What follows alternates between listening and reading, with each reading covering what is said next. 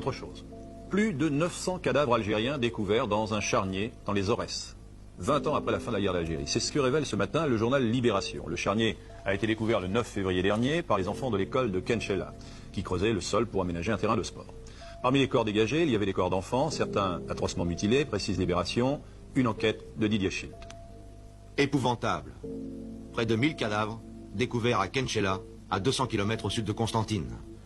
Le charnier serait encore plus important, mais les fouilles ont été arrêtées. Regardez les photos publiées par Libération. Ce corps a été empalé par une barre de fer tordue. Ici, en haut, le squelette d'un enfant. Le charnier a été découvert dans l'enceinte même d'une caserne de l'armée française. Notre confrère de Libération est formel. Il s'agirait des corps des victimes de tortionnaires français.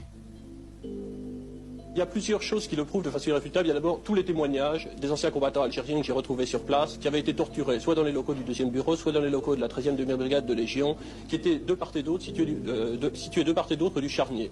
Bon. Ces témoins nous expliquent qu'ils étaient emprisonnés en général par vingtaines dans une cellule et que régulièrement, tous les soirs, il y avait des purges opérées parmi ces groupes et qu'ils ne revoyaient pas les gens. Ils sont incapables de dire où ils allaient, ces gens-là. Ce que je sais maintenant, c'est que ce charnier a été découvert, donc, en fait, peut-être à 100 mètres du 2e bureau.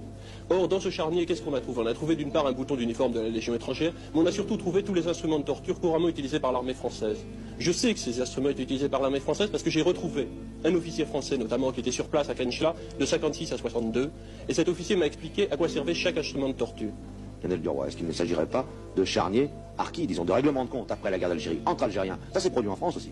Ce n'est pas possible, j'aurais pu en douter, parce qu'on a trouvé en Algérie plusieurs charniers, la plupart du temps en terrain vague, en race campagne. On ne peut pas savoir qui sont ces cadavres. S'ils appartiennent à des Français exécutés par le FLN, ou à des gens de la LN, l'Armée de Libération Nationale, exécutés par des Français. Mais pour la première fois, un charnier est découvert dans l'enceinte d'une caserne, d'une part, et d'autre part, pour la première fois, on peut retrouver des officiers français qui nous expliquent qu'effectivement, des gens mouraient sous la torture. Il faut bien savoir où passaient les corps à ce moment-là.